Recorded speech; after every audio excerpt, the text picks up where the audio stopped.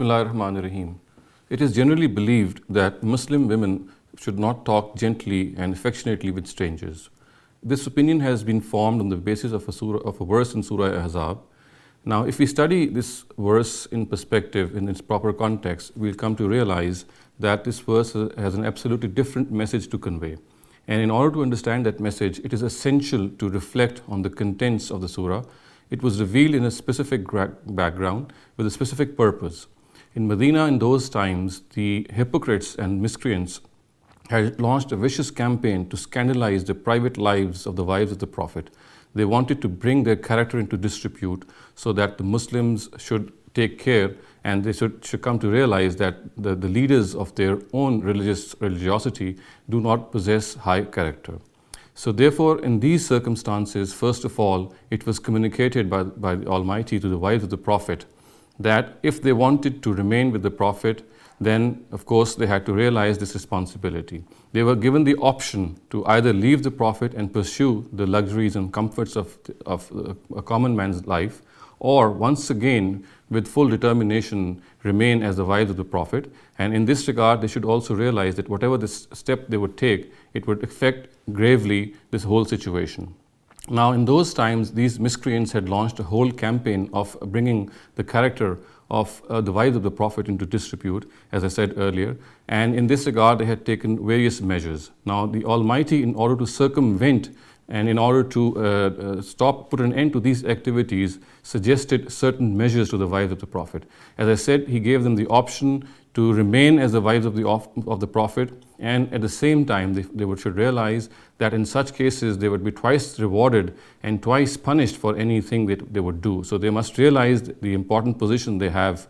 The other thing was that there's no doubt about their inner purification. They were very pure ladies. However, in order to cleanse them in the eyes of the onlookers and in order to cleanse them from the eyes of the miscreants, certain directives were given to them so that no opportunity could even arise for other people to cast aspersions on their character. Amongst these measures was, one of these measures was, they were asked that they should not speak affectionately and gently with such people, so that if they have some evil in their hearts, they should absolutely come to realize that they would not be able to accomplish their ill aims.